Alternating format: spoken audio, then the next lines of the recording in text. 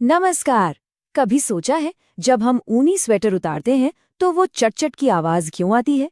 या फिर बालों में कंघी फिराने के बाद वही कंघी कागज के छोटे-छोटे टुकड़ों को अपनी तरफ खींच लेती है? ये सब ना एक अदृश्य, एक रहस्यमय शक्ति की वजह से होता है और इसी शक्ति को हम कहते हैं स्थिर वैद्युतिकी। चलिए एक बहुत ही आम से सवाल से शुरू करते हैं। ये हम सबने बचपन में जरूर किया होगा। एक गुब्बारा लिया, उसे अपने बालों से या ऊनी कपड़े से रगड़ा और फिर दीवार के पास ले गए और वो चिपक गया, है ना? ये कोई जादू नहीं है, इसके पीछे है प्योर साइंस। तो सवाल ये है कि आखिर ऐसा होता क्यों है? जानते हैं इस पूरी पहेली का जवाब क्या है? सिर्फ एक चीज, विद्युत आवेश यानी इलेक्ट्रिक चार्ज। हाँ, ये सारी जो रहस्य है ना, वो इसी एक कॉन्सेप्ट से जुड़े हैं। पर भाई ये आवेश है क्या भला और ये काम कैसे करता है? चलिए आज इसी को समझते हैं। ठीक है, तो गुब्बारे वाले रहस्य को सुलझाने से पहले ना हमें इस आवेश के कुछ बेसिक, एकदम बुनियादी नियमों को समझना होगा, क्योंकि यही नियम तय करते हैं कि चार्ज की हुई चीजें एक दूसरे के साथ कैसा बर्ताव करेंगी। और देखिए नियम ना बहुत ही सीधे साधे हैं। लाइक चार्जेस यानी सजातीय आवेश जो एक जैसे होते हैं, जैसे प्लस और प्लस या माइनस और माइनस, वो हमेशा एक दूसरे को दूर भगाते हैं, रिपेल करते हैं।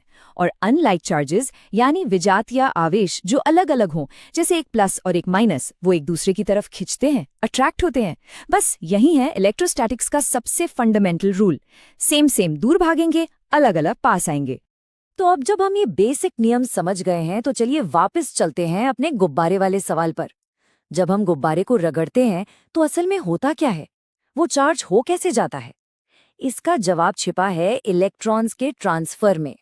देखिए किसी भी चीज को चार्ज करने के प्रोसेस को हम कहते हैं आवेशन या चार्जिंग, और इसका एक बहुत ही कॉमन तरीका है घर्षण यानी फ्रिक्शन। मतलब जब हम दो चीजों को आपस में रगड़ते हैं तो हम असल में फ्रिक्शन के जरिए उन्हें चार्ज कर रहे होते हैं। तो होता क्या है जरा इसे समझते हैं। शुरू में मान लीजिए गुब्बारा और ऊनी स्वेटर दोनों न्यूट्रल हैं, मतलब उन पर कोई नेट चार्ज नहीं है। अब हमने दोनों को जोर से रगड़ा। इस रगड़ से क्या हुआ?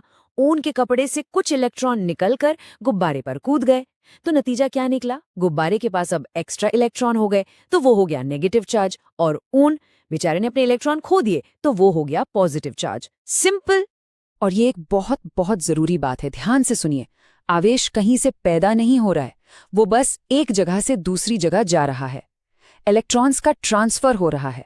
तो सीधा सा हिसाब है, जिस चीज से इलेक्ट्रॉन निकले वो बन गया पॉजिटिव, और जिस चीज पर इलेक्ट्रॉन आए वो बन गया नेगेटिव। और सबसे मजेदार बात पता है क्या है? ये जो लेन देन है ना, ये एकदम बैलेंस्ड होता है। मतलब अगर ऊन से 5 इलेक्ट्रॉन निकले और गुब्बारे पर चले गए तो ऊन पर ठीक +5 का चार्ज आएगा और गुब्बारे पर ठीक -5 का। अमाउंट यानी जो वैल्यू है चार्ज की वो हमेशा बराबर होगी, बस साइन अलग होगा। और ये जो लेन देन की बात है, ये हमें फिजिक्स के सबसे फंडामेंटल, सबसे जरूरी नियमों में से एक पर ले आती है, और वो है आवेश संरक्षण का नियम, law of conservation of charge. ये नियम हमें बताता है कि चार्ज के साथ क्या हो सकता है और क्या बिल्कुल नहीं हो सकता।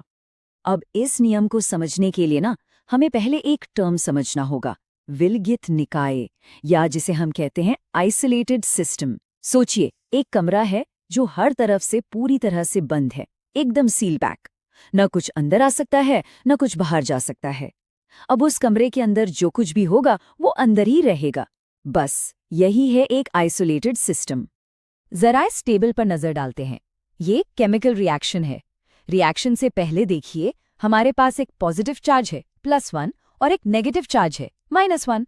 अब रिएक्शन हुआ और बाद में क्या बना? एक न्यूट्रल मॉलिक्यूल जिस पर कोई चार्ज नहीं है। तो इंडिविजुअल चार्जेस तो बदल गए हैं, है ना? लेकिन यहाँ जो सबसे जरूरी चीज है वो है नेट चार्ज। रिएक्शन से पहले टोटल चार्ज कितना था? +1 और -1 यानी 0, और रिएक्शन के बाद वो भी 0। देखा, नेट चार्ज बदला ही नहीं, वो हमेशा कंजर्व्ड रहता है। और दोस्तों यही है आवेश संरक्षण का नियम, law of conservation of charge, कि किसी भी आइसोलेटेड सिस्टम में जो कुल यानी नेट इलेक्ट्रिक चार्ज है वो हमेशा कांस्टेंट रहता है। आप उसे बना नहीं सकते और न ही उसे नष्ट कर सकते हैं, बस एक जगह से दूसरी जगह ट्रांसफर कर सकते हैं। एक बात यहाँ पर साफ कर लेना बहुत जरूरी है, ये जो कॉन्जर्वेशन की गारंटी है ना, वो सिर्फ नेट चार्ज की है। जैसा हमने पिछले एग्जाम्पल में देखा, टोटल पॉजिटिव चार्ज बदल सकता है, टोटल नेगेटिव चार्ज बदल सकता है, यहाँ तक कि चार्ज वाले पार्टिकल्स की संख्या भी बदल सकती है।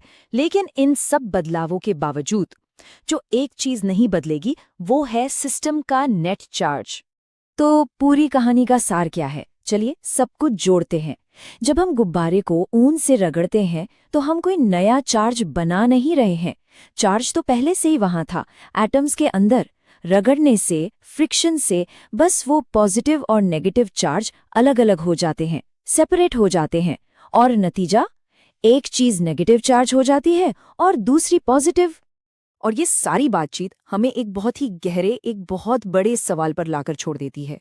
अगर ये नियम कहता है कि चार्ज को न तो बनाया जा सकता है, न ही मिटाया जा सकता है, तो फिर इस पूरे ब्रह्मांड में ये जो इतना सारा पॉजिटिव और नेगेटिव चार्ज है, ये आखिर पहली बार में आया कहाँ से? ये एक ऐसा सवाल है जो हमें फिजिक्स की बहुत गहरी दुनिया में ले जाता है। इस पर सोचिएगा जरूर।